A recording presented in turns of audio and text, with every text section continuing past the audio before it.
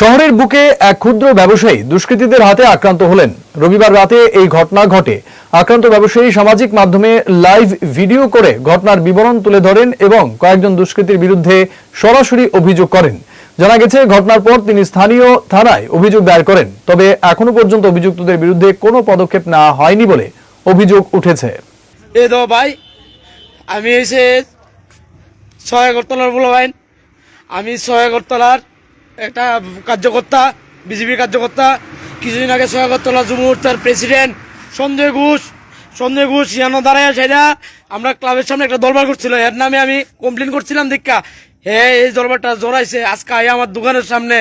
আমার যেমনে পারছে এমনি মারপিট কইরা আমার মাথা ফাটা লেছে, এদিকে মাথা ফাটা লেছে।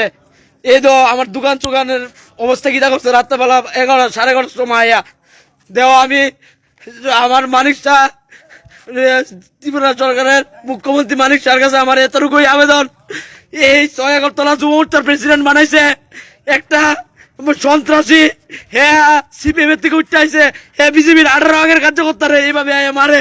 আমার শেয়ার টেয়ার দোকানের সবকিছু ভেঙে ফেলাই দিছে। এই দেখো তোমরা। হ্যাঁ বলে সহায়কর্তলা যুব মোর্চার প্রেসিডেন্ট, হ্যাঁ আজকে এমন করে, এমন আমার মাইরা এবার লাল বাহাদুর আর গুন্ডা লইছে কুডু, এর নাম বলে চিকন। হে গুন্ডারে আইনা এদিকে এইভাবে আমার ধ্বংস করছে। আমার দোকান ভাঙ্গা সুরমার করে লাইছে, লাইট মাইট ভাঙ্গে শেষ করেছে। ওই তো আমার কিতা করছে, আমার কাবাবের যা আছে মেশিন সব কিছু ভাঙ্গে সুরমার করে লাইছে। আমার দেহ এইভাবে মারছে। এদিকে মাথা ফাড়া লাইছে, পিছন দিকে মাথা ফাড়া লাইছে। এ আয়া হে কহে বলে কেডা, হে বলে মস্তান। ইভেন কি ভাবিয়া দত্তর পর্যন্ত লইয়া ভাবিয়া দত্তরে দেহ ভাবি তুই আমার নামে কমপ্লেন করছস।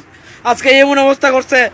হ্যাঁ, মানে মুখ্যমন্ত্রী মানুষের কাছে এই কথাটা কইতাম চাই, সহায়কর্তলার যুব মোর্চার প্রেসিডেন্ট কেমনে কাজ করতারে আমার মার্ডার করলে তো হয়েছে। হ্যাঁ, তোমরা এটা বিবেচনা করো। কালকে আমি মানুষের কাছে যাবো, দেহ মিটার বিচার পাই কিনা বিজেপি গভর্নমেন্টের কাছে।